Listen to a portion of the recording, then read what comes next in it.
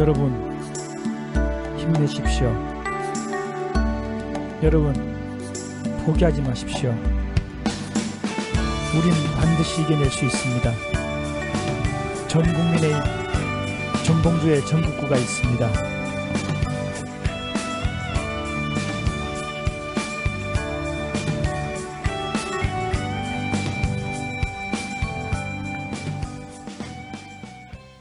정봉주의 전국구 17회 시작하겠습니다. 5월 2일 날 저희가 방송한 신상철 이종현에게 듣는다. 신상철 천안함 민군 합동조사위원을 지내신 그리고 전 서프라이즈 대표 신상철 대표님을 모시고 종합적으로 점검하는 얘기를 좀 듣도록 하겠습니다. 오늘 지난번 팽목항 갔다 온 뒤로 장윤선 기자가 몸이 좀 안 좋아갖고 오늘 못 나왔고요. 그리고 최강욱 변호사 자리했습니다. 네, 안녕하세요. 최강욱입니다. 예, 신상철 대표님. 네, 안녕하십니까. 예. 오늘 5월 7일 어제 그저께 어린이날이었었는데 아마 역사상 가장 슬픈 어린이날이었을 것 같은 생각이 듭니다. 그리고 내일 방송에 나가는 날은 또 어버이날입니다.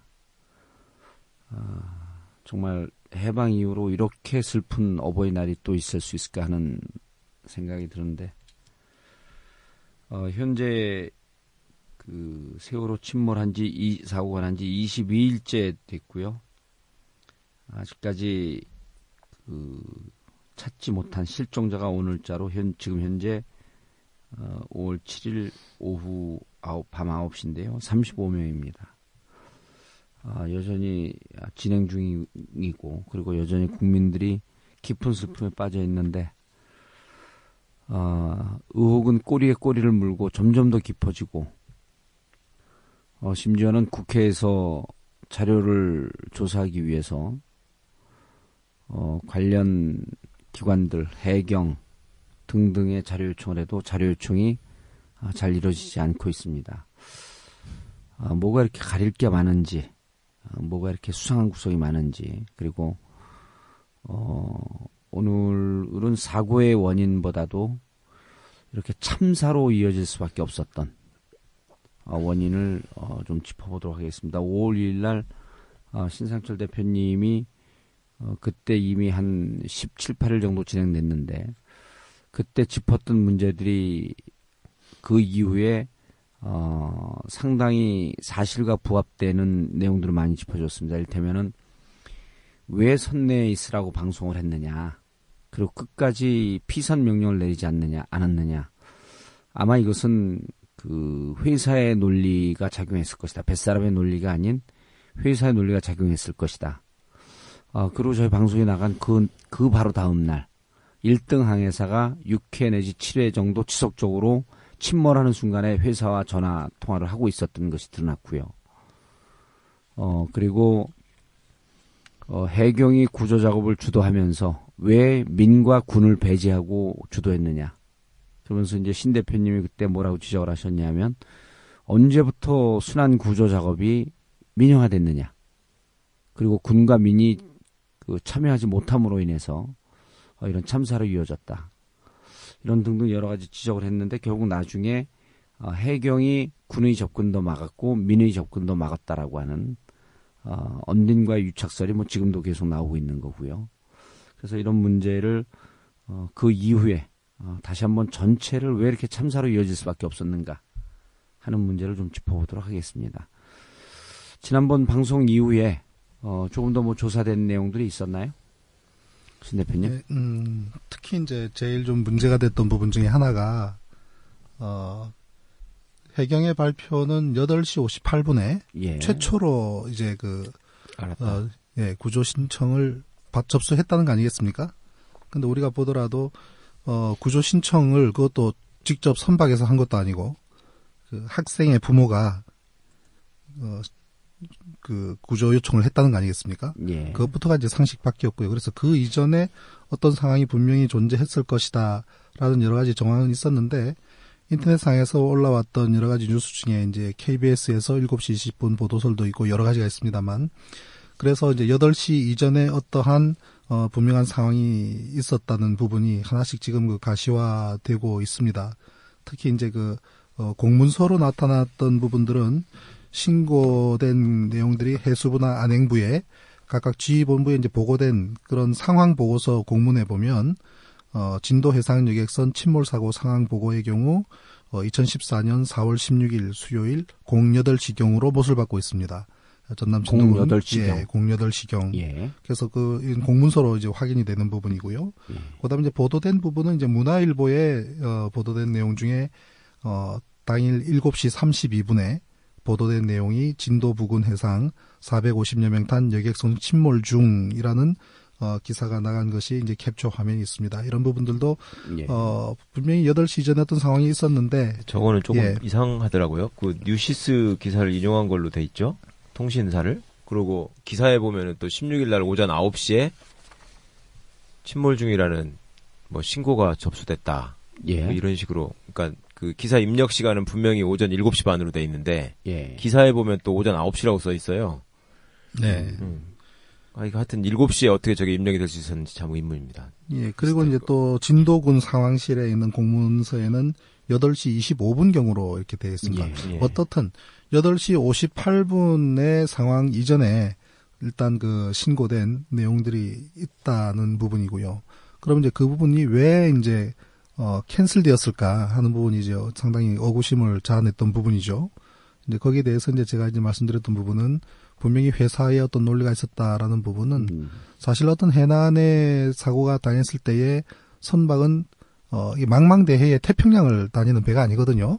그런 태평양이나 이런 데서는 사고를 당하게 되면은 즉각적으로 선장의 고유 판단 권한하에 하게 되지만 연안인 경우는 당연히 선박 회사와 지속적인 모니터링을 할 수밖에 없습니다. 예. 그리고 이제 선박이 움직이는 것 자체를 선박 회사에서는 계속 모니터링을 하고 있기 때문에 정지하면 왜 정지했는지, 그 다음에 또 어떤 상황인지 그걸 지속적으로 교신을 하게 되고, 그리고 사실 배에 있는 그 운항을 책임진 선장이나 일항사 같은 경우도 이 배가 지금 현재로서는 더 이상 항해를 하기 힘들다고 하는 판단이 선다 하더라도 이 배가 1시간 뒤에 넘어질지 아니면 10시간 뒤에 넘어질지는 본인도 모르는 거예요, 사실은. 예. 그 사고가 당해봐야 되는데, 그렇지만 뱃사람으로서의 어떤 그 판단 하에 일단은 구조 요청을 한 것인데, 그것을 취소시키는 그 논리에서는 회사에서는 당연히 어떤 여객과 화물, 그 이송에 따른 여러 가지 그 절차상의 어려움이나 또 상당한 막대한 비용 부담을 회사 입장에서는 고려할 수밖에 없는 거 아니겠습니까? 그러다 보니까 그러한 논리로 이제 이 선박에다는 제주항까지 갈 수 있는지 여부, 그걸 지속적으로 타진했을 거예요. 예. 그죠? 저는 그렇게 봅니다. 그래서 일단은 한번 생각해 보십시오. 진도 앞바다에서 구조를 당한다고 한다면 제일 먼저 이제 구조된 구조선에 옮겨 탄 모든 승객들이 500여 명에 가까운 구조된 승객들이 팽목항으로 이동하지 않겠습니까? 그리고 그다음에 육로로 해서 목포까지 이제 이송을 해야 되죠. 그리고 이제 다른 여객편으로 해서 제주까지 또 이송을 해줘야 됩니다. 그러면 청해진 해운에서는 환불해줘야 되는 것은 물론이고 제주까지 또 이동하는 거에 대한 여비를 또 부담해줘야 되죠. 근데 화물 문제는 더 심각해요. 그 회사 입장에서는. 예. 그 화물을 목포로 전부 배를 예인선으로 예인해서 들어가서 부두에 접안한 다음에 짐을 다 풀고 이 배는 또 수리로 들어가고 그다음에 목포항에 풀어진 화물을 다른 선박에다 이송을 해서 다시 또 카페리를 통해서 제주에다 풀어준다고 한다면 적어도 회사 입장에서는 수억의 손실이 그 눈앞에 가시화되는 그런 계산을 할 수밖에 없을 겁니다. 그런 상태에서 만약에 2시간만 더 달리면 3시간만 더 달리면 2-3시간만 더 달려가면 바로 제주항인데 지금 자빠진 건 아니지 않느냐. 그러면 그때까지 제주항까지 갈 수 있느냐 없느냐. 이걸 계속적으로 타진하고 결국은 배가 움직였지 않습니까? 예. 배가 움직이고 항해하다가 결국은 쓰러졌기 때문에 회사의 논리에 설득당했다는 결론이 나오는 것이죠. 예, 요걸 좀 정리를 하면 이게 정말 기사가 이상한 기사가 뜬 거예요. 입력 시간은 4월 16일 날 오전 7시 32분. 예. 근데 기사의 내용은 9시 기사예요. 예. 오전 9시 기사. 7시 32분에 이게 임의로 시간착오로 이렇게 입력할 수가 없는데 이때 타이틀이 뭐냐면 문화일보입니다. 진도 부근 해상 450여 명 탄 여객선 침몰 중. 아침 7시 32분에 이걸 예측 기사를 썼을 수도 없고. 그러니까 이상한 일이에요. 그거는 예. 이제 언론사를 운영해 본 사람 입장에서는 예. 어떤 내용이냐면요. 최초 기사가 7시 32분에 올라갑니다. 예. 그런데 그랬다가 내용을 예, 중간중간에 수정을 그다음에 한 거죠. 내용이 업데이트되면서 바뀌는 거예요. 그러니까 예. 이런 현상이 나타나는 거죠. 그렇죠. 7시 32분에는 어떤 내용이 올라갔을까 하면 제가 추측건대는 그런 조난 신호, 구조 신호를 접수한 그 접수했다. 정도밖에 나올 수가 예. 없어요. 그게 업데이트가 되면서 9시부터는 그럴 수도 한 걸로 있겠네요. 될 그래서 수밖에 없는 겁니다. 최초에 신고됐던 8시 58분이 아닌 그렇죠. 그 이전에 신고됐을 것이다라고 하는 근거가 여러 개가 네. 현재로선 나오는데 그러면 여기서 우리가 판단할 수 있는 건 최초의 조난 신고는 8시 58분 이전에 있었을 것으로 추정이 된다. 네, 네, 그런데 그것을 감추고 네. 했던 이유는 회사가 금전적 재정적 손실을 우려해서 네. 이 사고를 좀 은폐하려고 했던 거 아니냐라는 추정이 가능하다는 그렇죠. 말씀인 거죠. 예, 예. 그러면 이제 그렇게 되면 가장 이 참사로 이끌어갔던 가장 큰 행동이 그 조처가 뭐였었냐면 구명조끼를 입은 상태에서 선실에 그대로 있어라라고 했던 네. 거거든요. 그것도 역시 지난번 지적했듯이 회사의 논리로 네.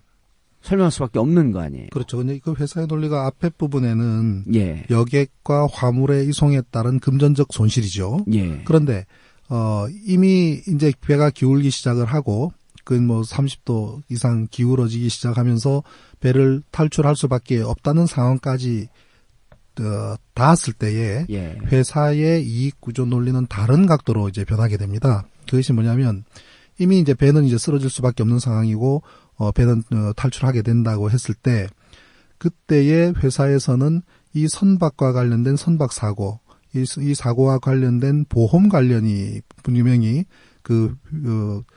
청해진 해운의 그 재정팀이나 보험팀에서는 그 부분을 검토를 했을 거예요. 예. 그랬을 때에 이 선박이 보험에 관련 직접적으로 보험회사와 계약된 부분이 있을 것이고 또 한 가지는 해운 선사간에 있는 어떤 그 공제조합 같은 성격의 또 보험도 있을 겁니다. 예. 몇 개가 걸려 있는지 모르겠지만 아무튼 그러한 곳에 있어서 가장 중요한 부분이 이 회사의 과실이 있느냐 없느냐에 볼 거예요. 예를 들면 운항하다가 사고가 났을 경우 갑자기 충돌을 한다든지 좌초를 당한다든지 이러한 것은 다 보험 커버가 되지 않습니까? 예. 우리 승용 자동차도 마찬가지로 인 것처럼. 그런데 본인의 과실이 있을 경우는 우리 자동차도 그렇지 않습니까? 그죠? 신호를 무시했다든지 음주운전을 했다든지 이런 경우는 보험 적용이 안 되지 않습니까?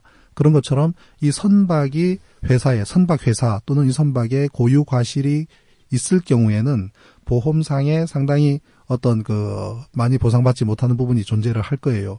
그렇기 때문에 그러니까 이 선박의 구조적인 문제가 회사의 책임이었을 경우에 그렇죠. 보험을 많이 예. 받을 수 없는 그런 예. 내용이 있다. 그래서 이제 일단 이 배는 출항할 때부터 사실은 그 보건성에 상당히 문제가 있을 수밖에 없는 배지 않습니까? 저는 예. 이 배는 언제든 사고가 날 수밖에 없는 예고된 배였다. 예고된 사고를 안고 있는 다니는 배였다라고 생각을 하는데 갑판 위에 280톤 가까이의 중량을 증축한 배가 화물을 3배나 싣고 다녔다는 얘기는 한마디로 말씀드려서 오토바이 타는 친구가 헬멧도 쓰지 않고 시속 200km를 맨날 다닌다는 거랑 똑같은 거예요. 예. 그건 언젠가는 이제 사고 날 수밖에 없는 구조적인 것을 안고 있는 것처럼 이 선박은 사고 날 수밖에 없는 선박인데 처음부터 과적의 문제라든지 그다음 발라스팅이 어려운 이런 여건의 문제, 그다음에 그 증축의 문제, 그리고 이제 또 화물을 제대로 픽싱하지 않는, 고박하지 않는 예. 라싱상의 문제, 이 복합적인 문제는 분명히 회사 고유의 문제란 말이에요. 이것을 단순한 운항상의 실수로 또는 이제 급선회를 하다 보니까 배가 넘어진 것처럼 단순화시키는 그 배경에는 해상 사고 하나로만 만들어야 자기들한테는 어떤 보험으로 인한 그것을 가장 크게 많이 받을 수가 있다. 혹시 만약에 이것이 보험이 보험을 더 많이 받기 위해서 많은 희생자를 발생시켰다. 이 논리는 아니에요. 예, 절대로 아닙니다. 그렇죠. 왜냐하면 그건 어떤 악마라도 생각할 수 없는 것이고 그 많은 분들을 침실에 머물게 했던 것은 그만큼 많은 희생자를 발생시켜서 보험을 많이 받겠다. 이 논리는 절대 아닌 것이고 예. 다만 그러니까 그때 당시에 회사는 다만 회사의 논리는 뭐냐면 최대한 거기 있는 승객들이 안정화시켜서 이것이 예를 들면은 기울기 시작할 때부터 많은 승객들이 라이프 자켓을 입고 바깥에 가판이를 막 다니게 되면 처음부터 문제가 있다는 것을 대적으로 알리게 된 게 되니까 회사 입장에서는 최대한 그것을 급박하게 배가 쓰러지고 난 이후에 구조되는 형태가 된다면은 이것이 사고가 예.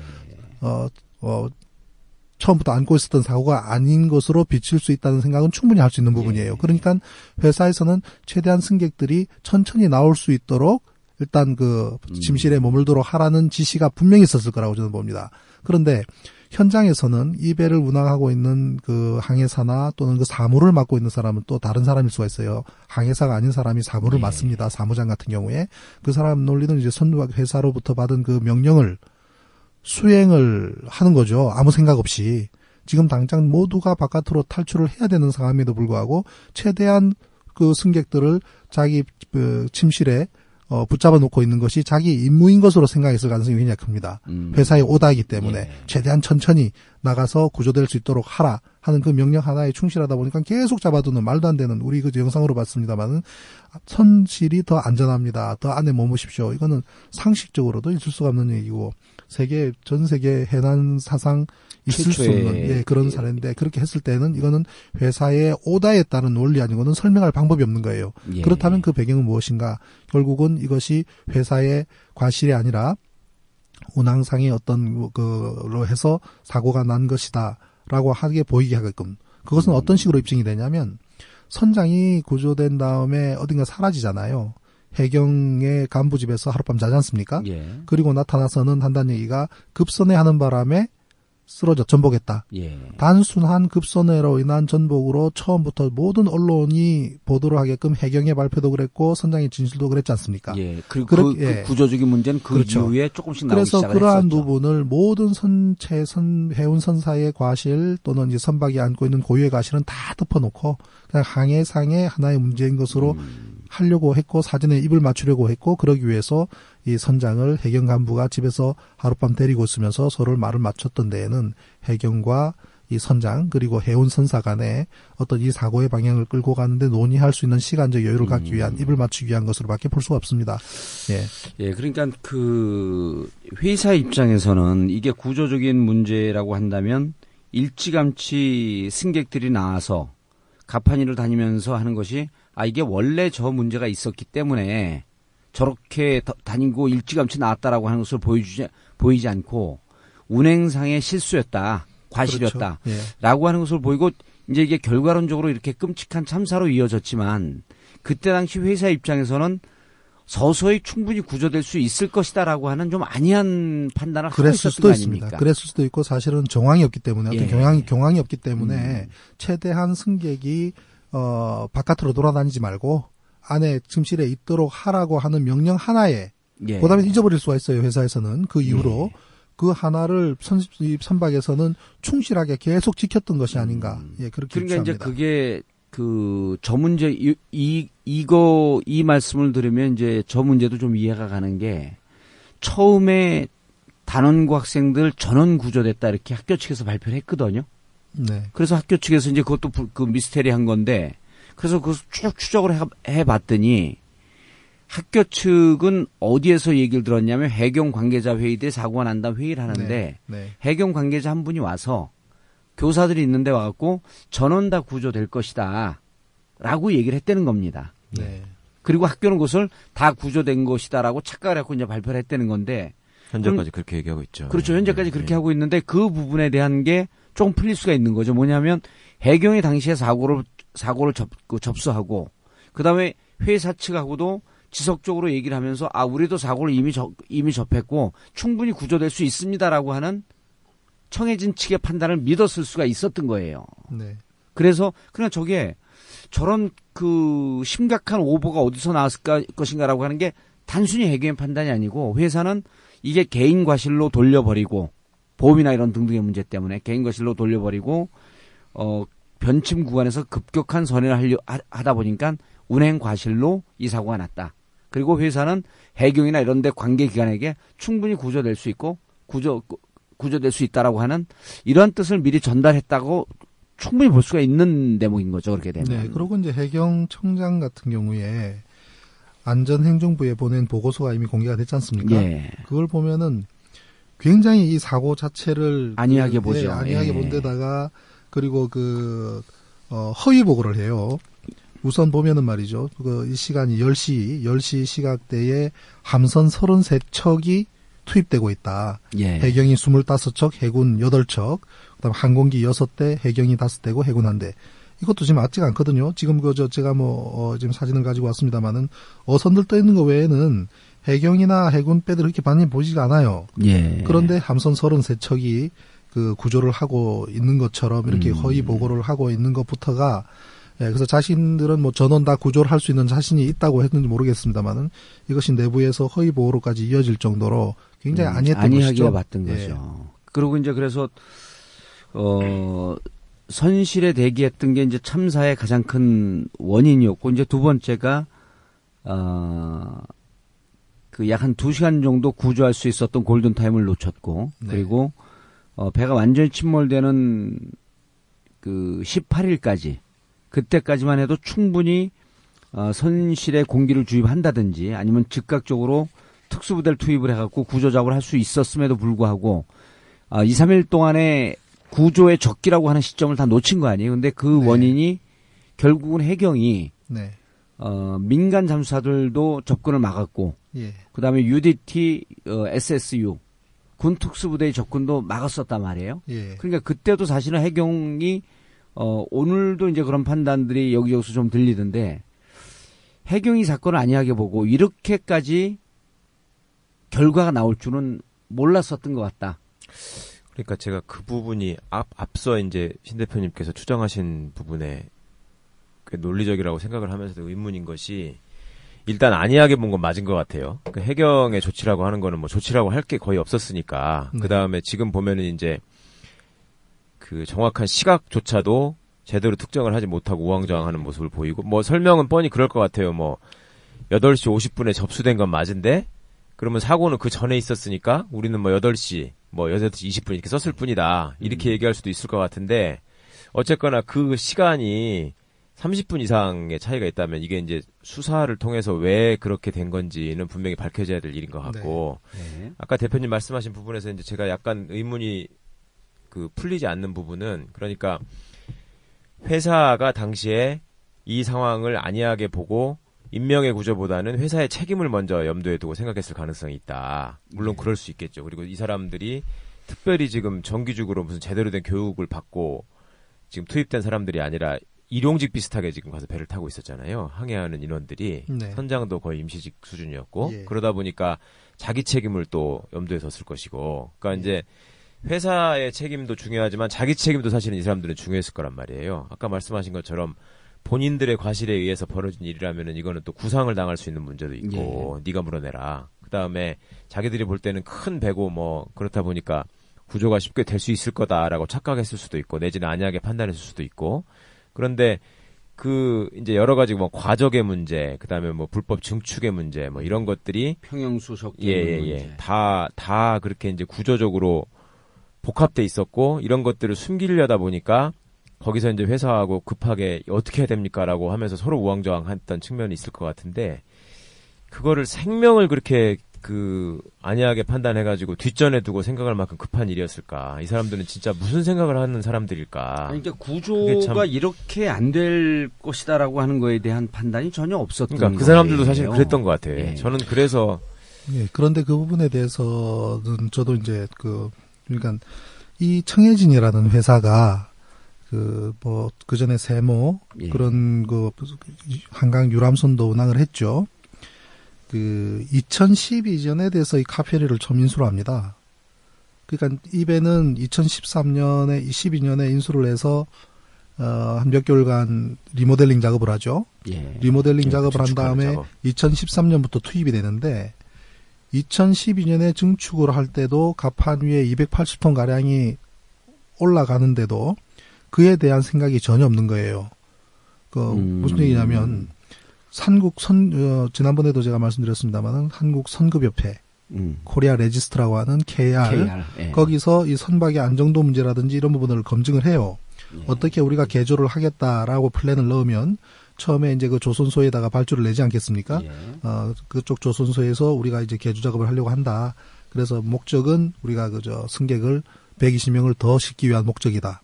그러면 금액이 얼마가 추가가 되고 그러면 구조가 어떻게 변경되기 때문에 어떠한 이 구조적인 문제를 해결하기 위한 방안이 KR에서 나와야 돼요. 예. 검증회사에서. 근데 검증기관에서 나온 내용이 기가 막힌 거예요. 돈을 벌기 위해서 승객을 더 많이 늘리기 위해서 증축을 했는데 화물을 1,450톤을 줄여라. 그다음에 승객은 88톤에서 83톤으로 줄여라. 예. 말이 안 돼요. 승객을 더 많이 그러니까 싣기 위해서. 지난번에도 그 말씀을 줄이라고 하셨는데, 나왔어요. 네. 예, 아니 그러니까 이런 거예요. 제가 이제 그 말씀을 그때는 그 말씀을 하셔서 이제 다시 조사를 해봤더니 280톤 증축이 되니까 예. 배 자체가 무거워진 거예요. 예. 이만큼 무거워졌으니 아, 너네들 화물도 적게 싣고 네네. 사람도 적게 실어라. 네. 근데 이게 앞뒤가 안 맞는 게 네. 증축한 이유는 사람도 많이 싣고 그 화물도 많이 싣기 예. 위해서 증축을 한 거거든요. 예. 근데 KR의 그 정부대 업무를 보니까 정부대행 검사 업무가 있어요. 네. 선박안전법 60조에 의해서 선박 검사를 하는데 이 검사를 하면서 거의 형식적으로만 했던 거예요. 그러니까 돈을 더 벌기 위해서 그렇죠. 했는데 너네 280톤을 이미 올렸으니 그럼 사람도 적게 싣고 화물도 적게 실어라. 그리고 허가를 내준 거예요. 그리고 그 다음에 화물을 얼만큼 더 싣는지에 대한 향후 검사는 서류로만 다 했다는 거야. 아닙니까? 예. 사실 그게 훨씬 중요한 거예요. 예. 그러니까 결과적으로 지키지 않을 줄 뻔히 알면서 예. 화물은 화물대로 최대한 실을 것이라는 것도 알면서 또 여객도 실을 거라는 걸 알면서 허가를 내준 결국은 눈 가리고 아웅식인데 이건 분명히 그 단순한 그냥 인허가 문제로 끝나진 않았을 거예요. 예. 3자 간에 어떤 분명한 커넥션이 있기 때문에 이 부분은 수사의 대상이 분명히 돼야 되는 이런 부분이고요. 그러면 결국은 이 회사는 그러한 안정성의 문제는 뒷전이고 화물이나 이런 것을 돈을 벌기에 급급한 회사란 얘기예요. 그럼 우리가 예를 들면 승용차를 하나 집에 있는데 어디 온 가족이 여행을 가기로 결정을 했어요. 그리고 그 4인 4명이 타면 맞는 승용차에 5명이 타고 그다음에 짐을 있는 것 없는 것 다 싣는다고 했을 때 과연 일반인들이 이 승용차 안에 얼마만큼의 사람과 이 무게가 해서 결국은 타이어가 견딜 수 있는가 이거 계산할 사람 없지 않습니까? 예. 없다고요. 예. 그런데 항해사들은 안단 말이에요.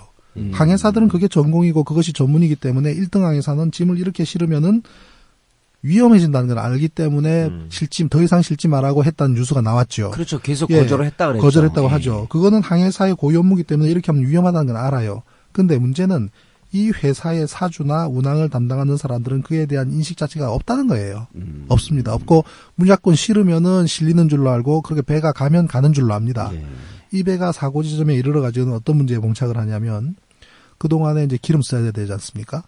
예. 달려가는 동안에 예. 전속력으로 달려갔으니까 그 큰 6,000톤의 배를 인천에서부터 진도까지 끌고 가려 그러면은 기름이 얼마나 소진됐겠습니까? 그 기름이 배 제일 밑바닥에 있는 F4 탱크에서도 소모가 돼요. 그다음에 그 전날 밤부터 해서 전날 저녁 그 다음날 아침까지 500명 가까운 사람이 세수하고 식수 쓰고 물 먹고 그다음 밥해야 되지 않습니까? 예. 이런 부분도 역시 배 밑바닥에서 빠져나가요. 결국은 배 밑바닥에서부터 쭉쭉 이렇게 빠져나가는 부분들이 계속 복원력을 상실하게 만드는 역할을 배 하는 밑바닥이 것이죠. 가벼워졌다는 얘기가 되는 그럼요. 거죠. 예. 그렇죠. 예, 그렇기 때문에 그러한 부분들이 복원성을 저해시키고 결국은 GM이라고 하는 그런 안전성의 그 수치를 굉장히 이제 위험하게 이제 끌고 가서 해당 지점에 이르러서는 컨트롤이 안 되는 상태. 결국은 이제 왼쪽이든 오른쪽이든 쏠려버리는 그런 상태로까지 이어지게 되는 것인데 거기에 대한 이 해운 선사의 어떤 그 로직 자체가 전혀 없었다. 겨우 카페리를 1년 운항한 이 회사가 화물과 사람을 함께 실는 이 선박을 하나의 돈 버는 수단으로만 생각을 했지 안정성의 문제, 안전하게 이동하는 문제에 대해서는 전혀 고민하지 않았다는 거예요. 처음부터 개조할 당시부터. 예. 그다음 그것을 위해서 관계 기간까지도 어떻게 고삼았는지는 모르겠지만 결국은 그 허가를 득하면서도 여전히 화물은 2배, 3배 이상 실는 그런 무모한 짓을 했던 결과인 것이죠. 예. 이제 아까 얘기하다가 조금 다른 주제로 넘어간 건데, 해경이 현장에서 예. 왜 해군을 황금 같은 구조할 수 있는 가장 적긴 2시간 놓쳤고, 그 다음에 배가 그 현장에서 잠수사들의 얘기를 들으니까 배가 침몰하다가 안정적으로 멈춰 있는 기간이 한 이틀 정도 됐었다는 겁니다. 그게 구조의 적기라고 얘기할 수 없지만 구조하기에 적절하게 멈춰 있었다. 그나마 여건이 좋은 상황이었다. 여건이 좋았던 네, 거죠. 네. 근데 이제 해경 매뉴얼을 보면 그때 공기를 주입하고, 근데 공기도 이틀이 넘어서 주입한단 말이에요. 네. 그리고 도끼나 이런 등등을 갖고 유리창을 깨고 들어가고, 이런 현장에서 매뉴얼이 전혀 지켜지지 않았기 때문에 컨트롤 타워에서 우왕좌왕했다는 건 말할 것도 없는데, 문제는 그 가장 가까운 곳에 삼호중공업, 그러니까 현대중공업, 조선 배를 만드는 현대중공업이 있어요, 이 진도에. 네. 거기에서 실질적으로 이 사고 지점까지 그 바지선이 오고, 그다음 거기 이제 머구리 잠수부라고 해갖고 직접 들어와서 구조할 수 있는 사람들, 그분들에 대한 구조 요청도 하지 않았죠. 그렇죠. 그다음에 네.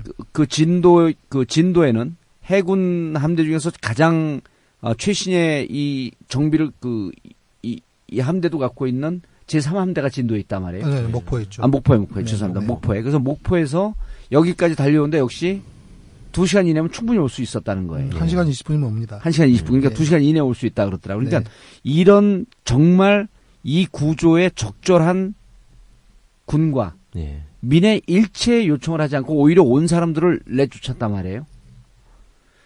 근데 이제 이게 보니까 그것을 이제 언론에서는 해경이 언딘과의 관계 때문에, 언딘과 밀착되어 있는 것 때문에 언딘을 쓰기 위해서 기회를 주기 위해서 이렇게 했다라고 했는데, 사실은 그 전에 MB 정부에 구조적으로 이 구조를 제대로 하게 할 수 없었던 문제가 있었더라고요. 그러니까 2012년도에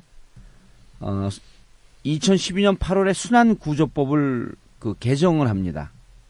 순환구조법을 개정을 해서 처음으로 이제까지는 해경이 주도해서 민군 합동 순환구조 작업을 하다가 2012년에는 이게 해경이 주도하긴 하는데 한국해양구조협회를 만들고 한국해양구조협회의 순환구조에 대한 상당 부분 업무가 이관이 돼요.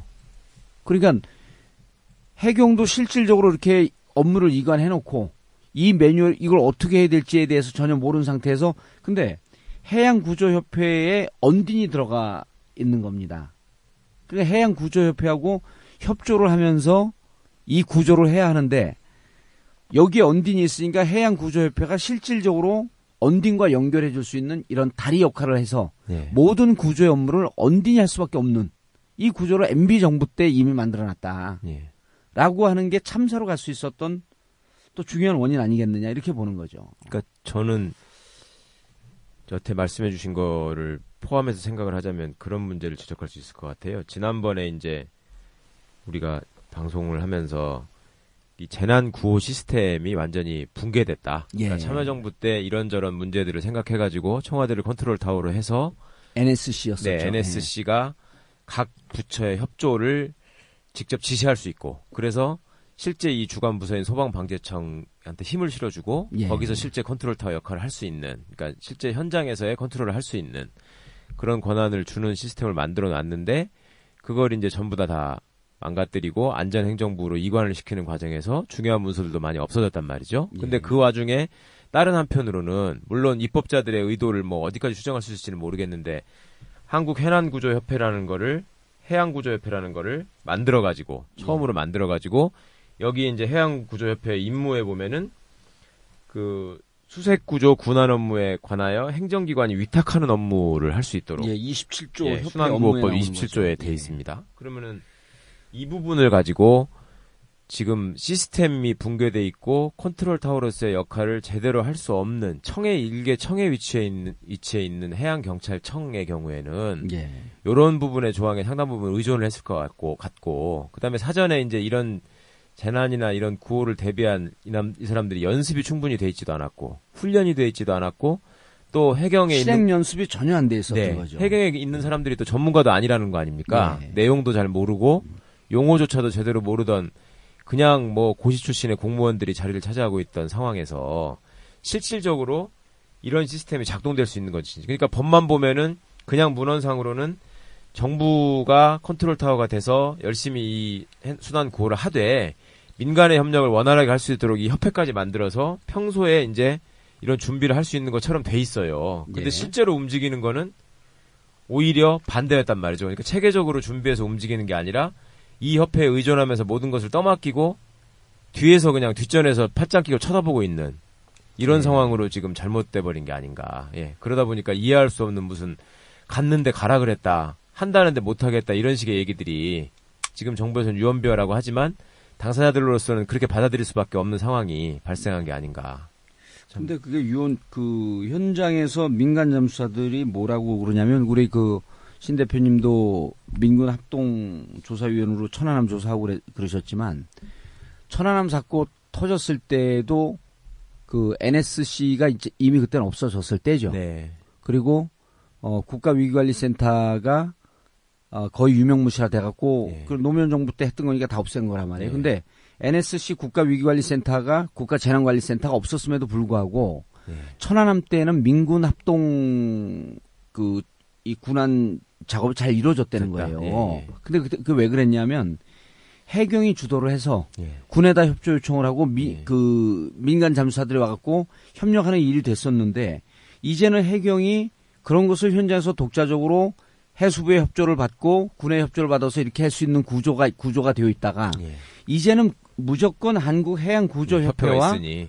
협력을 할 수밖에 없는 구조가 되어 있는 거예요. 그러니까 오히려 해경은 한국해양구조협회 만들어놨으니 이제 한국해양구조협회와 협조하면 예. 협조를 하게 되면 일사불란하게 되겠구나. 근데 예. 한국해양구조협회는 어떻게 되어 있냐면 해양경찰청 간부들이 가서 자기들의 은퇴한 다음에 또 하나 직업을 만들어 놓는 이익 집단으로 만들어놨고, 그다음 한국해양구조협회에 들어온 민간 업체들만 여기에 와서 구조 작업을 할 수 있는데, 언딘이라는 데가 이번에도 보시면 알겠지만, 만약 언딘이 아니고 기존에 이런 한국해양구조협회 같은 것이 없었으면 이번에 구조 작업이 하루 이틀 사이에 훨씬 더 원활하게 되지 않았을까. 왜냐하면 기존에 잘 됐었으니까. 그 NSC 없앤 것까지도 그것도 문제인데, 그 이후에 오히려 2012년 MB 정권 말기에 이거는 해양 구조를 거의 이 공무원들이 은퇴해서 이익단체화 되어 있는 데다가 먹이를 다 넘겨주고, 그리고 그들이 주도하게 만들어서 실질적으로 대참사로 갈 수밖에 없게 만든 게 바로 MB 정부 마지막에 한 일이다. 진짜 그런 거라면. 그렇죠. 이번 사태 초기에도 보면은 사건 초기에 이 전체 상황을 해경이 통제를 합니다. 예. 근데 해경이 아까 이제 우리 정 의원 말씀하셨습니다마는 과연 바다에 대한 전문가가 얼마나 있는가 굉장히 의심스러울 정도로 그렇지도 못한데 초기에 해경이 통제를 하면서 해군이 심지어는 그저 사고 난 다음 날 4월 17일 날이 또 정조 시간이 있었어요. 조류가 멈추는 그 정조 시간대에 저로의 찬스에 해군이 입수를 하기 위해서 UDT와 SU가 현장에 대기하고 있었습니다. 한 18명 정도의 SSU, UDT 대원이 현장에 있었는데도 해경이 못 들어가게 막았어요. 막은 이유가 언딘이 최초 입수를 해야 된다는 논리였어요.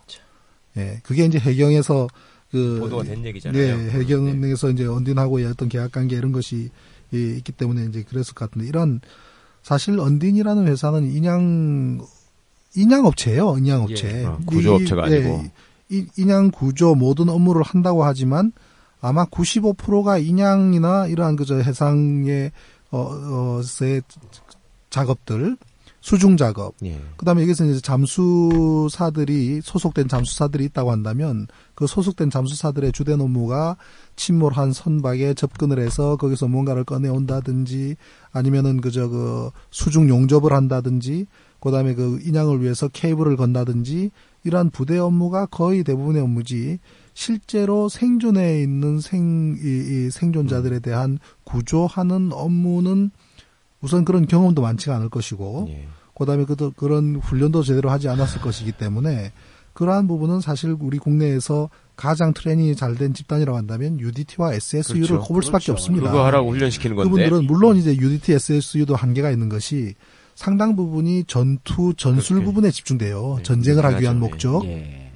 근데 물속에 들어가는 거 그냥 들어가는 게 아니라 폭탄 들고 들어가는 거 아니겠습니까? 네. 들어가서 들어가서 설치하고 심지어 요인 납치를 해서 물속으로 데리고 오고 하는 그 과정에서 당연히 이제 그냥 산소만 물고 들어가서 어느 침실에 들어가서 이제 있는 생존자나 희생자를 이렇게 데리고 나오는 임무는 가장 기본적인 것이 아니겠느냐라고 우리가 인식을 하는 것이지. 그렇지만 아무튼 현재 우리나라 국가가 보유하고 있는 인력 중에서 가장 그나마 이제 그쪽에 근접해 있는 훈련을 받은 집단이 UDT와 SSU인데 그분들을 들어가지 못하게 했어요. 그리고 이제 민간 잠수사들이 많은 분들이 자원봉사 차원에서 갔지 않습니까? 그분들도 상당한 실력이 있는 분들이라고요. 그러니까 왜냐하면 UDT 동지애 같은 그렇죠. 경우는 실제로 UDT를 제대하고 난 다음에 지금 예. 그 그렇죠. 물 밑에 작업을 계속 오랜 시간 해온 분들 그렇죠. 아니에요. 그 군에서도 훈련을 충분히 받은 베테랑들이 제대해서 회사에 들어가서 실제로 침몰하거나 전복하거나 자초한 이런 그 민간 상선들을 그런 업무를 그냥 자신들의 직업으로 예. 해왔던 분이기 때문에 베테랑이죠. 근데 그런 분들도 못 들어가게 하면서 여기는 무슨 어디 다이빙 동호회에서 온 것처럼 그렇게 폄하하는 발언이 나고 말이죠. 해경에서. 그런 것은 굉장히 이제 잘못된 부분이죠. 그런 것이 결국은 초기에 그러한 전문 인력들을 집중적으로 들어가지 못하게 했던 것. 그러한 부분이 사실 첫날 놓치게 되면은 둘째 날, 셋째 날 계속 그 영향이 미칠 수밖에 없어요. 예. 왜냐하면 둘째 날, 셋째 날 어떤 그 많은 구조의 실적이 생긴다고 한다면 해경은 오히려 첫날 뭐 했냐는 그런 논리로부터 자유롭지 못하지 않습니까? 그러한 것이 오히려 더 주춤하게 만들고 더 이제 하면서 가장 골든 타임을 놓치게 됐던 복합적인 원인이 아닌가 그렇게 생각을 합니다.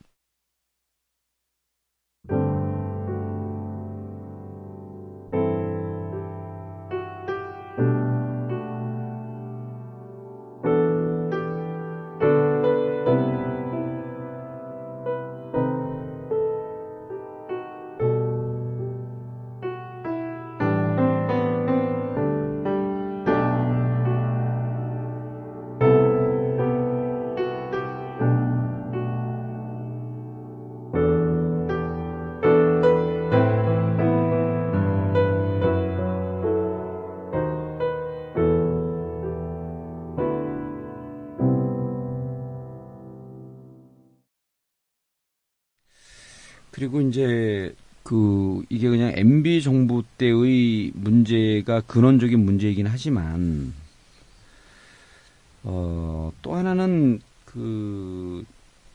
이게 이제 저는 17일 날 현장에 박근혜 대통령이 왔었단 말이에요. 그러니까 저는 이 양대 정권이 정말 이게 무능을 공조하면 이런 대형 참사가 나올 수밖에 없겠구나 하는 게 해경 입장을 우리가 1000만 번 이해를 해준다고 하더라도 이런 거죠. 해경이 돈이 없었고 예비비가 없었다라고 하는 이런 변명들을 합니다. 현장 작업에서. 근데 결국 보니까 해경이 이런 구조에 대한 장비들을 만들어 놓지 않고 145억이나 들어가는 골프장 만들고 이런 짓거리 한 거 아니에요. 예. 근데 17일 현장에 가서 박근혜 대통령이 특수부대를 투입하겠다. SSU를 투입하겠다. 그렇게 얘기를 해놨으면 그것이 이루어지고 있는지 후속 조치를 확인을 해야죠. 제일 중요한 건. 그렇죠. 바다에 갔다 온 다음에 오후 4시에 17일 날 가족들이 있는 현장으로 왔단 말이에요. 진도 체육관을 왔어요. 예.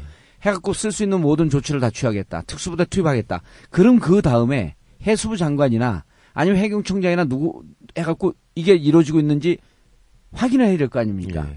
아니 크로스 체킹, 더블 체킹이라고 하는 일이 이런 위기 상황에서 반드시 해야 되는데 결국은 이 정부의 정점에 있는 사람이 이걸 모르기 때문에 그 다음에 어떻게 진행되는지 확인이 안 되고 또 하나는 결국은 이 구조 작업에는 잘 아시겠지만 예산이 엄청난 예산이 들어가지 않습니까?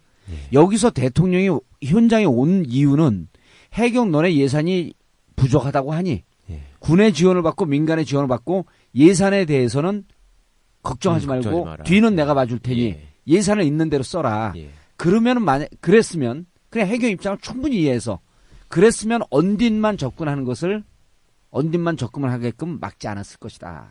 그럴 수 있어요. 군도 오고 그다음 민간 그 현대중공업 이 바지선도 오고 머구리 잠수사들도 오고 그다음 왔던 민간 잠수사를 다 투입하고 왜냐하면 대통령이 와서 내가 예산 책임져 줄게 해라 이거.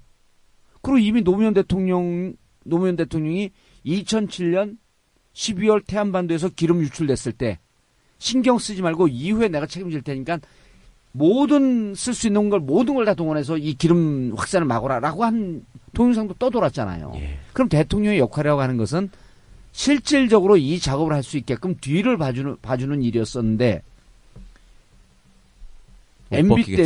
MB 때는 순환 구조 작업을 준민영화 시켜갖고 해양구조협회라고 하는 이 먹을 떡을 하나 만들어 놓질 않나. 예. 이 정권 들어갖고 대통령이 현장에 와갖고 뭐를 우선적으로 하고 뭐를 뒤에 해야 될지 구분을 못하고 결국은 저는 그 현장에서 해경의 문제 이런 등등의 여러 가지 문제가 있지만 이것을 구조적으로 이들이 참사를 이끌어갈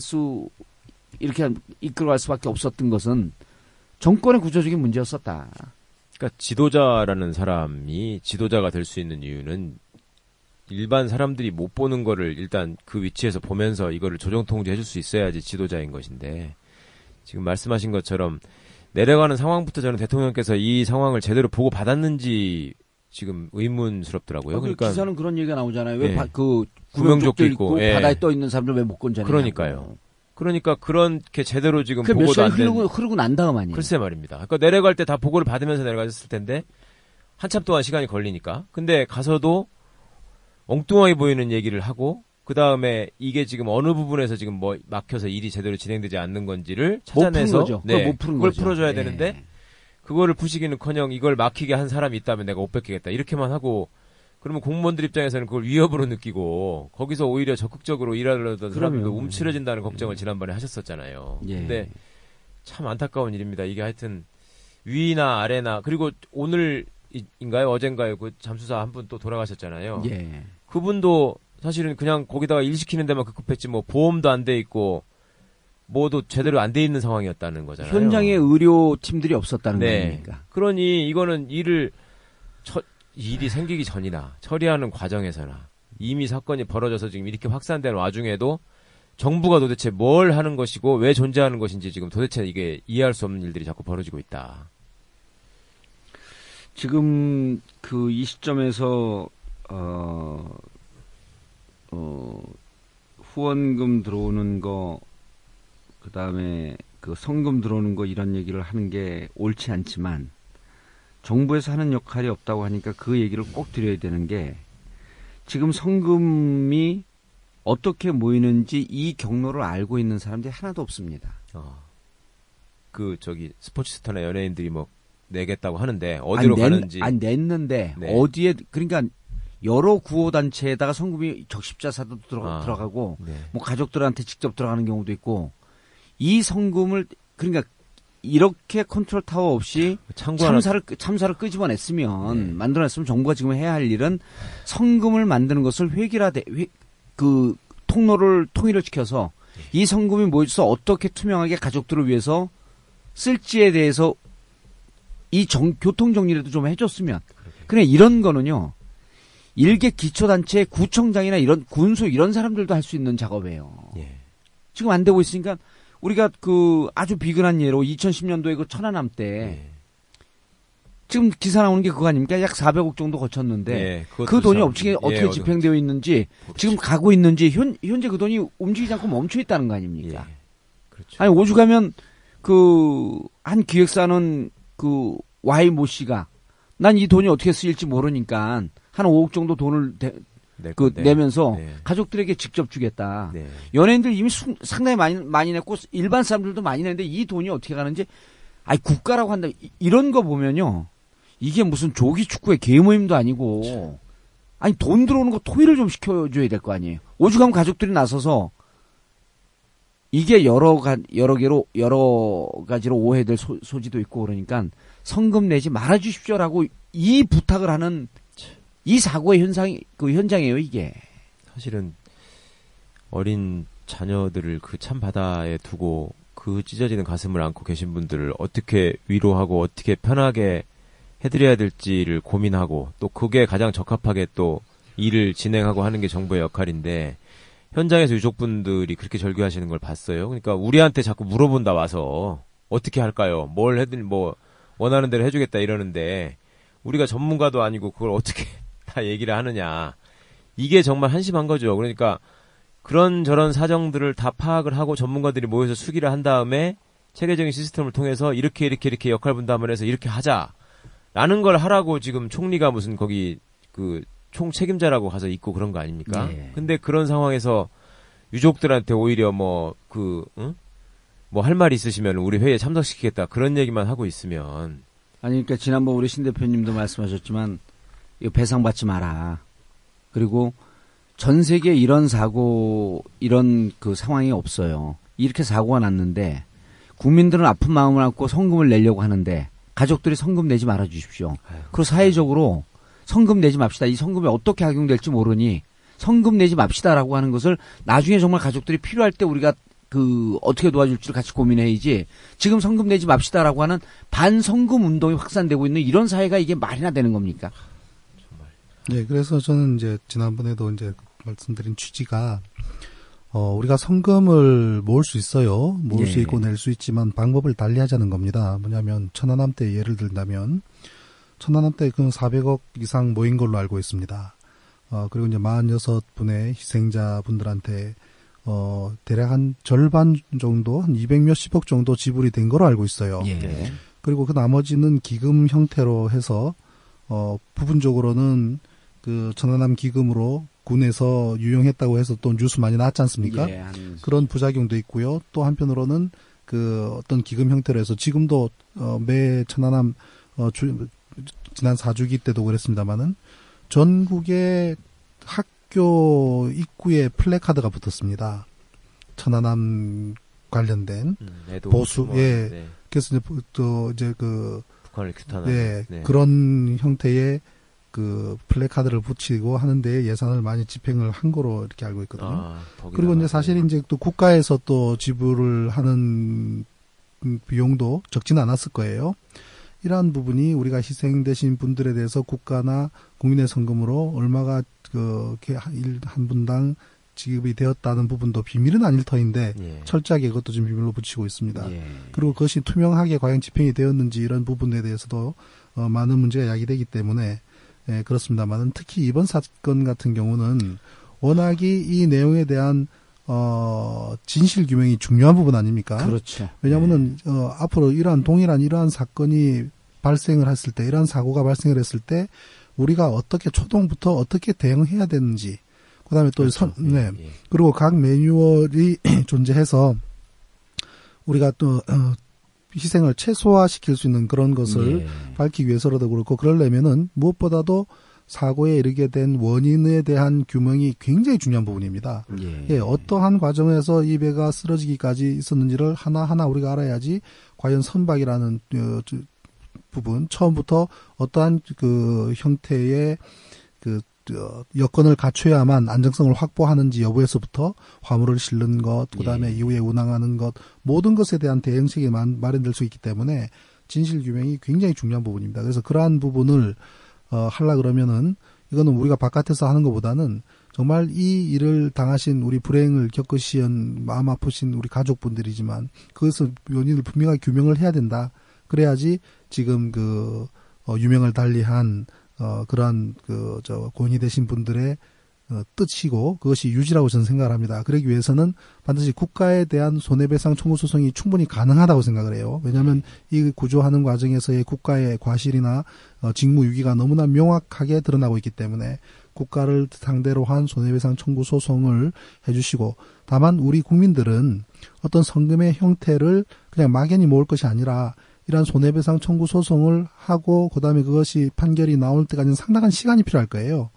그 시간 동안에 그분들한테 우리가 부분적으로 먼저 드릴 수 있는 그러한 여건을 마련할 수 있으면 어떻겠는가. 그렇다면 나는 이런 것이 우리 민변이든 우리 법조계에서 한번 그런 부분을 우리 그 유가족 분들하고 언언을 해서 예. 창구를 일어난다면은 우리가 기금을 마련을 해서 소송이 이루어질 때까지 그때까지 우리가 이제 적정한 비용을 이렇게 드릴 수 있는 분명히 국가에서는 어떤 배상의 논리, 금전적인 논리로 모든 것을 덮으려고 할 가능성이 예. 굉장히 높습니다. 그렇죠. 예, 그렇기 때문에 어떤 분들은 그것을 그냥 받아들이실 거예요. 어쩔 수 없습니다. 예. 그거는 받아들이시는 분도 계시겠지만 진실 규명을 하고 그리고 국가를 상대로 손해배상 청구 소송을 하겠다 하는 분들이 단 한 분이라도 계신다고 한다면 우리는 그분들한테 성금을 내겠다라고 하는 선택적으로 예. 선택적 성금 그러한 것을 우리가 생각을 해보는 것이 이 불행한 사태를 다시 막을 수 있는 하나의 그런 계기가 되지 않겠나 생각을 합니다. 예. 대표님 말씀처럼 지금 이제 중요한 거는 우리가 사실은 뭐 돌아가신 분들을 어떻게 예우하고 어떻게 배상하느냐의 문제라기보다는 어떻게 해야지 우리가 다시는 이런 일을 겪지 않을 것이며 그 다음에 다음에 이런 일이 벌어졌을 때 잘 대처하고 또 나중에 어쩔 수 없이 희생자가 생긴다면 희생자와 유족들을 어떻게 위로할 수 있을 것이냐의 문제를 지금 말씀하시는 거잖아요. 예. 그러니까 저는 법률가로서 참 듣기 안타까운 것이 첫머리에서 이제 그 보험금 때문에 무슨 생명을 가볍게 생각하고 이렇게까지 극단적으로 생각하지는 않았겠지만 예. 그 사람들이 현실적으로 배를 몰면서 또 사고가 난 상황에서 회사와 연락을 했을 때에는 회사의 책임, 회사의 경제적인 손실 이런 것들을 우선적으로 고려하지 않았겠느냐라고 추정하신 부분이 있잖아요. 예. 그런 것들이 충분히 논리적으로 타당하게 들릴 수 있는 부분들이 있단 말입니다. 그렇죠. 그것이 설득력이 있죠. 예, 그것이 우리가 지금 실제 그런 일이 있었는지 전혀 확인되지 않은 상황에서 우리 신 대표님의 경험과 지식을 통해서 추정을 하시는 일인데 그 추정이 현실로 밝혀진다면 정말로 공포스럽고 너무나 안타까운 일이 되지 아니, 않겠어요? 근데 그때도 예. 이게 오늘 처음 하신 말씀이 아니고 5월 2일 날 얘기했을 그렇죠. 때도 예, 예. 회사의 논리가 있을 것이다라고 했는데 그 바로 다음 날 보도가 나오는 네, 게 네.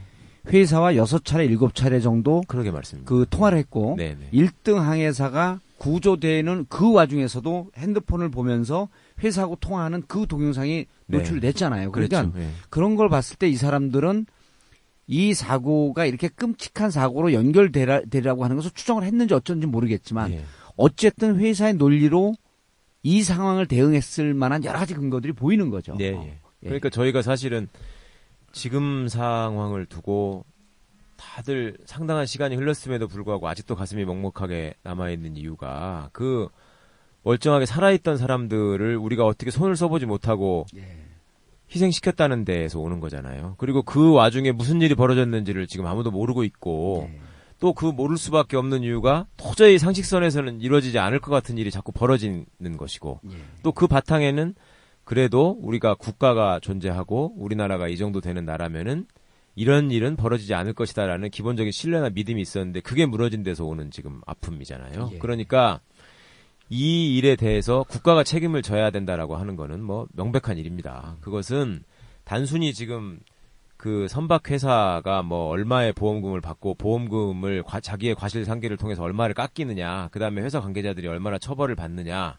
이런 거에서 지금 그칠 문제는 절대 아니고요. 저는 지금 상황에서 경계해야 할 것이 선장을 중심으로 뭐 마녀사냥을 하고 그다음에 이제 그 뒤에 있는 무슨 뭐 심지어 뭐 구원파 지금 뭐 그리고 뭐 이득만 탐했던 뭐 기업 탐욕 뭐 이런 쪽으로 지금 몰아가려는 일부 프레임을 지금 만들고 있는 것 같아요. 그것은 그런 쪽으로 또 표적을 만들어 놓고 정작 이 구조의 문제를 체계적으로 대응하지도 못하고 제대로 일하지도 못한 정부의 책임을 어떻게 모면해 보려는 꼼수가 또 작동하고 있다면 그거는 분명히 막아야 된다. 그리고 그것을 또 의심할 수밖에 없는 것이 여태 지금 말씀해 주신 것처럼 심지어 답지 않은 성금들을 어떻게 모아서 어떻게 쓸 것인가를 정하는 창구 자체도 지금 일어나지 않고 있는 상황이라는 것이고 유족들이 나서서 성금을 내지 말아달라고 호소하는 이런 웃지 못할 일이 벌어지고 있는 것인데 지금 과거에 그 서해 페리오 사건이라는 게 있었잖아요. 90년대 초반에 그 사건의 때에도 93년인가 네 그렇습니다. 저도 93년으로 기억하는데 그때도 정부의 책임을 인정했었습니다. 그때도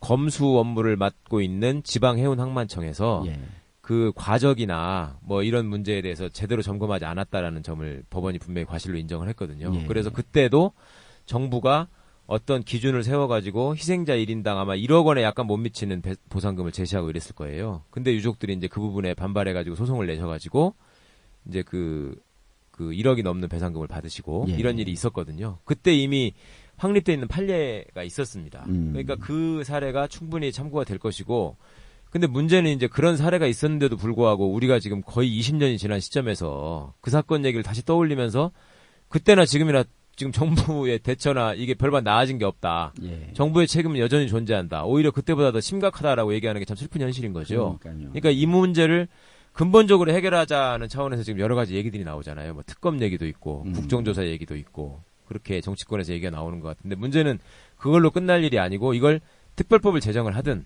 예. 기존에 만들어져 있던 법과 제도를 다시 뜯어 고치든, 그다음에 우리 국가의 재난 구조 시스템을 전부 다 다시 점검해서 종합적인 어떤 대비 법률을 만들든 하는 일이 지금 반드시 필요하다. 그러니까 입법기관에 계셨던 의원님도 그런 문제를 충분히 갖고 계실 것 같은데, 예. 지금 이 배상이나 이런 문제에 대해서도 우리 저기 민변에서도 이미 이제 지난주부터 대책반을 만들어서 준비를 하고 있고요. 그리고 여러분들이 또 뜻을 모으고 있고, 그리고 유족분들의 그 마음을 어루만지기 위해서 또 여러 분야의 전문가들이 또 애쓰고 계시잖아요. 그러니까 그런 부분들은 차차 이제 정리가 돼갈 것으로 믿는데, 이거를 언제까지 이렇게 계속 민간 부분의 자발적인 성원에만 기댈 것인지, 정부가 해야 할 일은 무엇이고 국회가 해야 할 일은 무엇인지 지금이라도 좀 빨리 좀 자성하고 찾아주셨으면 좋겠습니다. 그러니까 이제 이게 처음에 이게 이제 다른 때와 달리 거의 국민들이 아까 이제 지적을 하셨지만 두 가지가 40대 50대 이 가정을 갖고 계신 분들이 내 자식이 그랬을 것이다라고 하는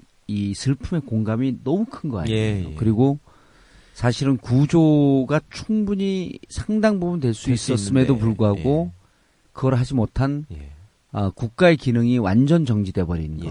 그러니까 내가 믿고 있었던 국가가 과연 이런 것이었었냐라고 하는 것에 대한 자괴감이, 글쎄 말입니다. 그러니까 실질적으로 여행사 이런데 이민 문의가 무척 많이 들어온대요. 그러니까 이제 국가의 근간이 붕괴되는 거죠. 그리고 그러니까 그래서 이거는 정말 이 어린 학생들의 희생을 통해서 얘기하려고 했던 이 국가의 근본적인 문제, 이 사고의 원인, 근본적인 문제들을 짚기 위해서는 처음에 특검 얘기도 나왔었죠. 그다음 국정조사 얘기도 나왔어요. 저는 이 사고 희생자 가족들의 판단을 오히려 국회와 행정부가 못 쫓아가고 있다라고 보는 그렇죠. 게, 그분들은 이게 특검이나 국정조사 갖고 안 된다. 일회적인 것으로 해서 안 되고, 이 문제 사고의 원인을 파악하는 문제, 그다음에 사고의 재발을 막는 문제, 이 가족들을 어루만지는 문제, 심지어는 이 정혜신 박사 같은 경우는 향후 이 트라우마를 치료하기 위해서 10년 동안 치료를 해야 된다는 거 아닙니까? 가족들이. 근데 제 개인적으로 느끼는 심정도 이게 몇 년 지나도 치유가 안 될 것 같은데, 가족들이 이게 10년 지난다고 치유가 되겠습니까? 그럼 이런 것을 특별법을 만들려고 하는 요구를 했어요. 그 유가족 대표에서 특별법 제정 쪽으로 방향을 틀어야 되겠다. 그럼 국회에서 새정치민주연합, 그러니까 새누리당도 새정치민주연합도 특별법 만드는 부분에 대해서 좀 적극적으로 나서야지 이게 좀 진상이 밝혀지지 않겠느냐. 그럼요. 그리고 이후 저 사람들 이 남은 세월을 끔찍해서 어떻게 살겠습니까? 그러니까 이런 부분에 대해서 정치권에서 좀 적극적으로 나서고, 국민들도 일시적으로 성금을 내고 모금을 하고 잠시 같이 슬퍼했다 있는 것이 아니고, 이 사건이, 이 사태가 정말 어떻게 가는지 지속적으로 관심 가져주는 게 오늘 성금 내는 것보다도 훨씬 더 소중하다. 그렇군요. 사실 지금 이렇게 배상 얘기가 나오면 이제 결국 마지막에는 법원만 쳐다보게 되거든요. 법원은 말입니다. 법원은 애초에 그 손해배상법의 법 체계에 따라서 정해진 준칙대로만 그냥 판단하는 겁니다. 그래서 정부의 책임이 있으면 정부도 배상을 해줘야 된다. 그런데 액수는 어떻게 정하느냐? 이 사망한 사람들 대부분 지금 고등학생이잖아요. 고등학생이 원래 손해배상을 사람이 받을 때는 세 가지로 구성이 되거든요. 하나는 그 사람이 수입이 있었는데 그 치료나 뭐 이런 사망으로 인해서 못 받게 된 수입. 그러니까 당장 받고 있는 돈을 못 받는 거 말입니다. 치료받는 걸로 인해서. 그거를 그 다음에 앞으로 또 더 벌 수 있었는데 못 받게 되는 수익. 그 다음에 위자료, 정신적인 부분. 이런 것들을 계산하게 되는데 그냥 정해진 공식에 따라서 계산을 하는 거예요. 법원에서. 예, 법원은. 그리고 그러니까 더 그렇게 하면 안타까운 그렇게 하면 안 거는 되는 거죠. 그럼요. 이 예. 꿈 많은 학생들을 전부 다 지금 도시 일용자의 평균 임금 그걸로 그냥 계산해서 곱하기 얼마. 거기다 호프만 지수 뭐 얼마 이렇게 곱해가지고 그냥 계산을 하는 겁니다. 그리고 거기서 그나마 뭐 어떤 배상액을 조정할 수 있다라고 하는 것은 위자료를 예를 들어 예. 항공기 참사 같은 경우가 한 번씩 있잖아요. 예. 그럴 때 이제 예전에 뭐 아시아나기 추락사고 이럴 때는 배상 주체가 이제 중국 민항사였는데 그럴 때는 뭐 위자료로 파격적으로 1억 5천을 인정한다거나 뭐 그런 식으로 이제 법원이 어느 정도의 보정을 하는 기능을 할 뿐인데 문제는 아까 지금 의원님 말씀하신 것처럼 이 국민들이 겪고 있는 트라우마, 유족들이 겪고 있는 트라우마는 어떻게 할 거냔 말이에요. 그거는 현행 제도로서 아무것도 마련되어 있는 게 없고요. 그래서 특별법이 필요한 그렇습니다. 거예요. 예. 그래서 그리고 사전부터 예. 그렇게 문제를 제기했는데 한 번도 된 적이 없고. 저희가 또 한 가지 어떤 기준이라는 게 있지 않습니까? 예. 그 기준으로 삼을 수 있는 것에서 지난 4년 전 우리가 겪었던 천안함 예. 때의 보상의 문제를 기준을 삼을 필요가 있어요. 왜 그러냐면은 우리가 그때 46명의 해군 장병이 유명을 달렸지 않습니까? 안타까운 사건이죠. 그렇지만 엄연히 국가의 군인으로서 국토방위의 임무를 수행하던 중에 결국은 국방부의 말을 액면 그대로 믿는다고 한다면 경계에 실패해서 결국은 피격당했다고 한 게 국가의 발표 아닙니까? 예.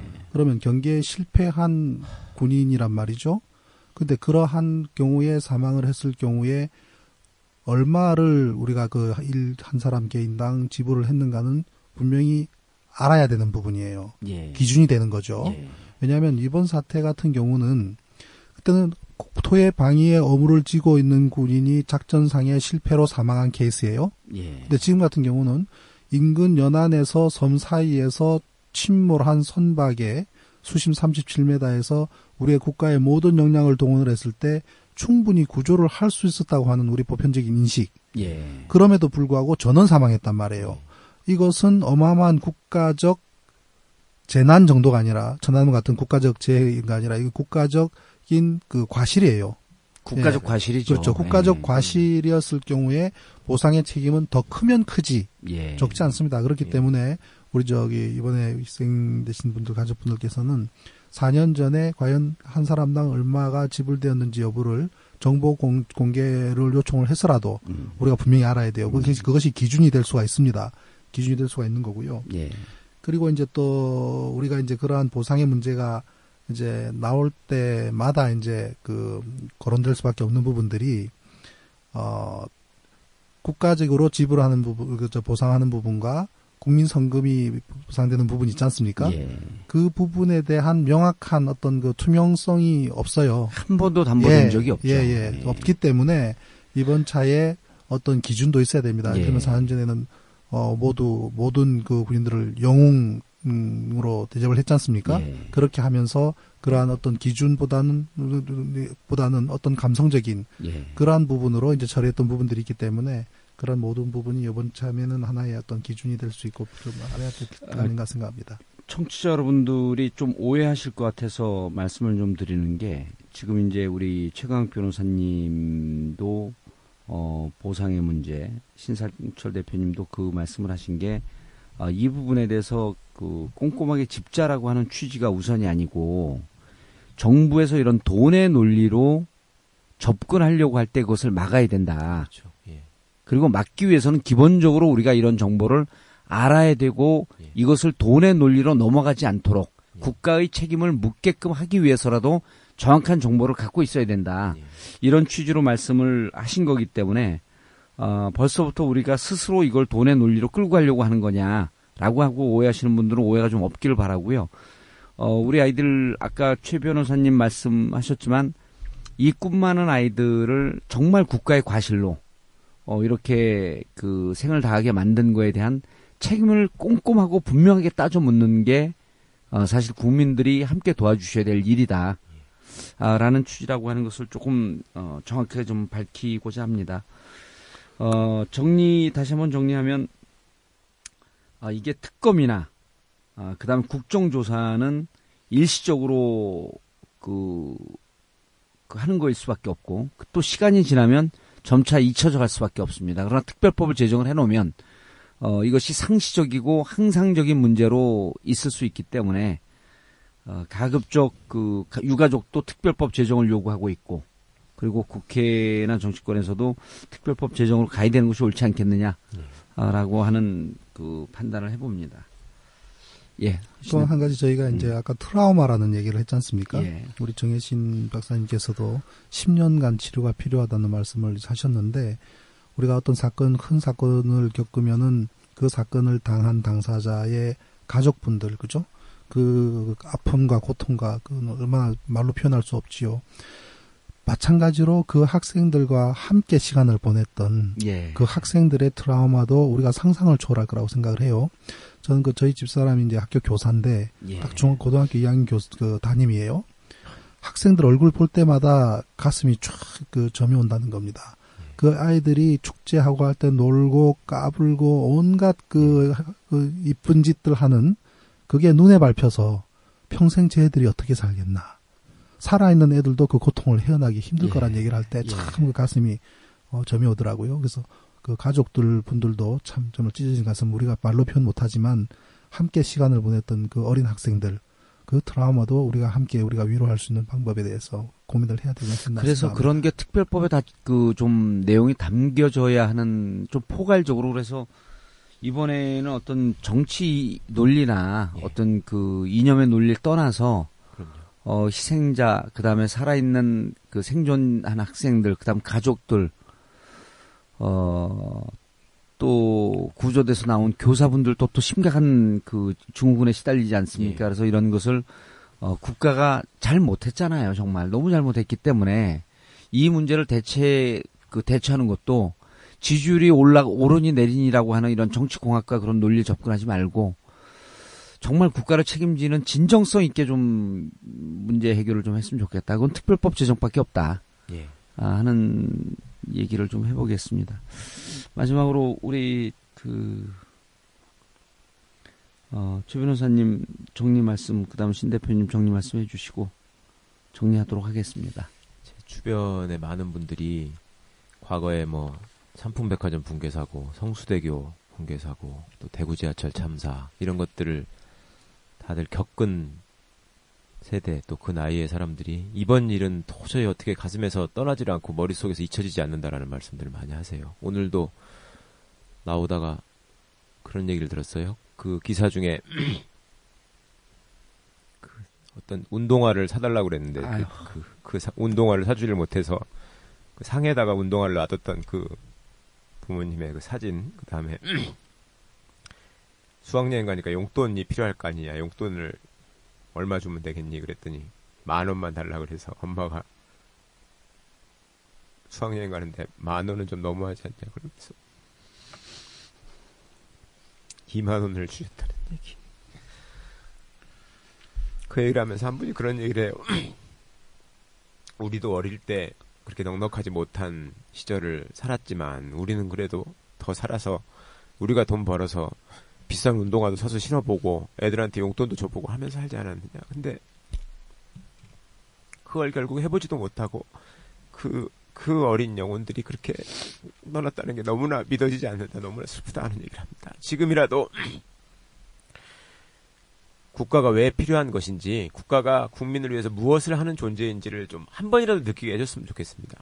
이제 다 지난 일이라고 또 이미 다 떠난 마당에 더 어쩌란 말이냐고, 도대체 내가 죽이라고 했냐고, 내가 잘못한 게 뭐 있냐고, 이렇게 지금 국민을 상대로 눈을 부라릴 게 아니라 그 아픈 마음을 달래기 위해서 이미 벌어진 일이지만 그 다음에는 국가가 무엇을 할 수 있는가, 국가가 책임져야 될 책임이 정말 무엇인가, 그걸 정말 위정자들이 심각하게 고민해 줬으면 좋겠습니다.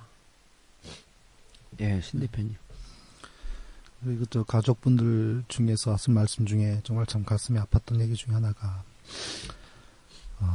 이렇게 한 사람 한 사람, 시신이 발견될 때마다, 폴로 노란색, 나이키 무슨 색, 이렇게 게시가 되는데, 우리 애는 그냥 평상복을 입었기 때문에 평상복이라는 말 나올 때마다 가서 확인을 해야 된다. 그 말씀에 부모님 그 가슴이 찢어지는 가슴이 어땠을까 생각을 합니다. 정말 참 이 21세기에 이렇게 원시적인 사고를 우리가 당한 것을 어떤 말로 표현을 하겠습니까?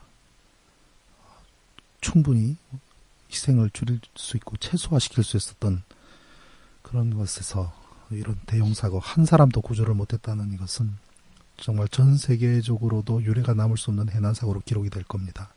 이에 대한 책임을 우리는 분명하게 물어야 됩니다. 분명히 물어야 되고 또 두 번 다시 이러한 일이 발생하지 않도록 우리는 철저한 원인 규명을 해야만 합니다. 그리고 또 그로 인해서 우리가 드러난 잘못에 대해서는 반드시 응징을 해야 됩니다. 그렇게 하지 않고서는 계속 이러한 비극은 또다시 우리를 괴롭히고 두 번, 세 번 반복될 수밖에 없기 때문에 이번 기회에 우리가 철저하게 규명을 하고 양징해야 된다. 그렇게 생각을 합니다. 마치겠습니다. 예, 온 국민이 함께 슬퍼하면서 지금 22일이 지났습니다. 아까도 잠깐 말씀드렸지만 성금하는 거 고맙고요. 모금하는 거 참 고맙지만 정말 우리가 마음에 새겨야 될 것은 잊지 않겠다고 약속하는 것 같습니다. 밤마다 이제 꿈에서 아이들을 보는데 어제 물속에도 저도 이제 같이 있는 뭐 꿈 얘기를 하면 좀 이상하지만 학생 둘이서 예쁜 교복을 입고 그 물속에서 이렇게 책을 들고 가더라고요. 그래서 어디 가니 그랬더니 저 교실에 애들 다 있다고 가서 이제 공부하러 간다고. 우리가 가슴에 안고 있는 고통은 점차 희미해질 수 있을 겁니다. 그런데 이 아이들의 죽음 그리고 이 대참사를 이끌어낸 우리 사회 지금 모두가 어른들이 이런 얘기를 하죠. 살아있는 특히 어른들이 죄인이다. 근데 더 큰 죄를 짓지 않아야 될 것 같습니다. 고통은 점차 희미해지겠지만 기억조차도 희미해지면 우리는 더 큰 죄를 짓는 게 될 겁니다. 2014년 4월 16일 적어도 우리와 이 방송을 함께 공유하는 분들은 절대 잊지 말고 이런 상황이 다시 재발되지 않도록 그 어린 영혼들의 목소리, 얼굴, 모습 끝까지 기억해 주시기 바라겠습니다. 종봉주의 전국구 마치겠습니다. 아무리 기다려도 난 못 가 바보처럼 울고 있는 너의 곁에 상처만 주는 나를 왜 모르고 기다리니 떠나가란 말야. 보고 싶다 이런 내가 미워질 만큼 울고 싶다. 내게 무릎 꿇고 모두 없던 일이 될 수 있다면 미칠 듯 사랑했던 기억이 추억들이 너를 찾고 있지만 더 이상 사랑이란 변명에 너를 가둘 수 없어. 이러면 안 되지만 죽을 만큼 보고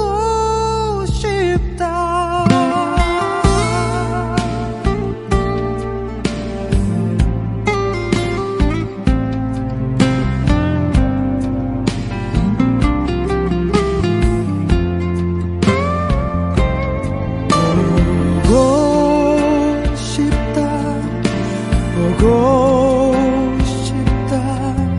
이런 내가 미워질 만큼 믿고 싶다. 옳은 길이라고 너를 위해 떠나야만 한다고 미칠 듯 사랑했던 기억이 추억들이 너를 찾고 있지만 더 이상 사랑이란 변명에 너를 가둘 수 없어. 이러면 안 되지만 죽을 만큼